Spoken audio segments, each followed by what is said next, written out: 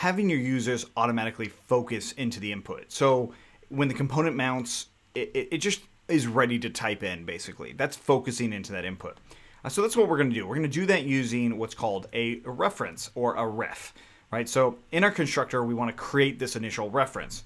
And I'll just say this dot, well, I want to give my input a reference name. So I'm going to just give it in here. I'm going to just call it input full name ref. Now, you could just say input ref, right?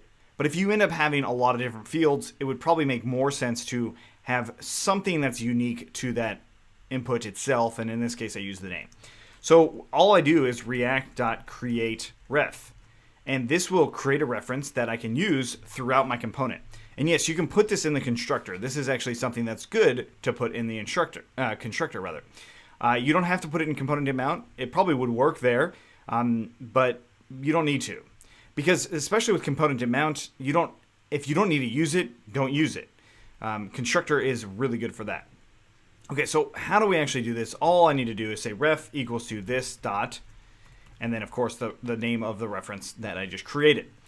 So now, since I am using focus when this component mounts, I will come in here. I'm going to get rid of this state portion, but I'll just do this dot full name ref dot current dot focus. So current is important. So it's the current reference to whatever that is related to this component.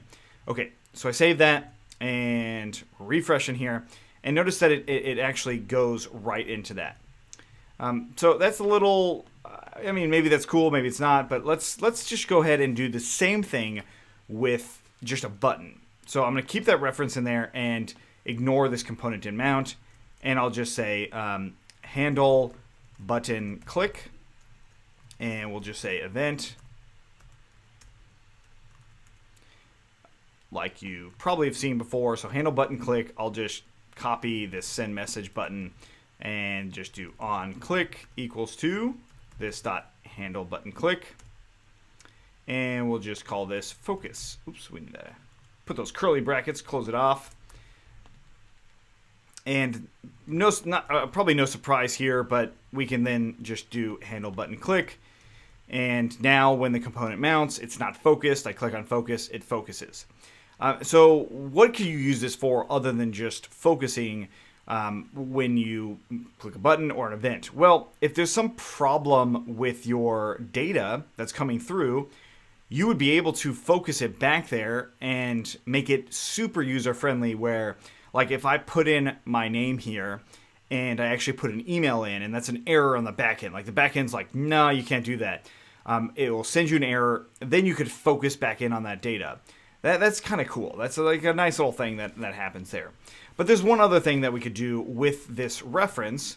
I mean, there's many different things that we can do with this reference, but one other thing that we could do is actually on my handle submit, I could just use these references to grab whatever that value is. So, like that. And I'll go ahead and console log whatever that value is. Oh, .current.value rather. Want to make sure that we've got that. Okay, so we save that, and I'm going to just type some stuff out, hit send message, and we see the value is coming through twice. So that's cool. So that also means that I could probably clear the value. So I'm going to go ahead and grab this focus button, put another one down, and say clear, and I'll change the handle button click to handle focus click, and then handle clear click. Okay, so handle focus click, I'm going to just copy that and change it to clear click, and current dot value equals to empty. Okay, so I come in here, type that out, and hit clear. What do you know? It clears out the input. Now, it didn't change the state value, right? So, I mean, there's another way that we could actually do this. You probably wouldn't use the reference. I mean, you might, but since we have this value here, so we have the value that's correlated to the state, since those things are correlated, I would actually use this as doing something like this dot set state, and then clearing out the values, right? So the initial state would be something more like this. So I save that and type some stuff out and hit clear. The same sort of thing happens. And you'll see that a lot in React. I mean, you can do multiple ways of doing one thing. It usually really depends on what it is that you're trying to build. Now, I don't actually have to, like in a contact form, in this particular contact form, I probably don't need to correlate the state at all, right? I probably don't need to put this full name value in here.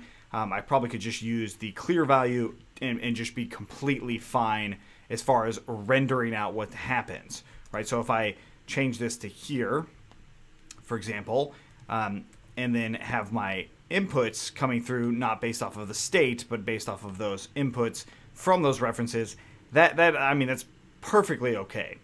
Or you could use the combination of both of them. I don't know if you necessarily need to do that, but you could do that.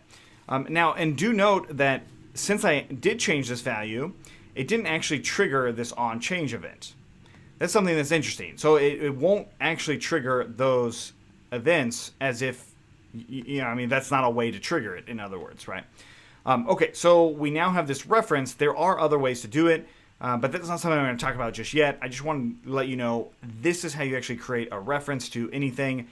A lot of times you'll see this focus, especially for all the reasons I just mentioned. So thanks for watching. Subscribe to get everything. I'm going to be doing a lot more React videos. I mean, I'm just really starting to like React a lot for just little itty bitty things like this. I mean, honestly, you could just make a really cool input form and you're done. Like, and that's all you need for your React app. And you can put this on other websites. You can do this in many different places. And I mean, granted, you still have to wrap in the back end, but this is pretty cool.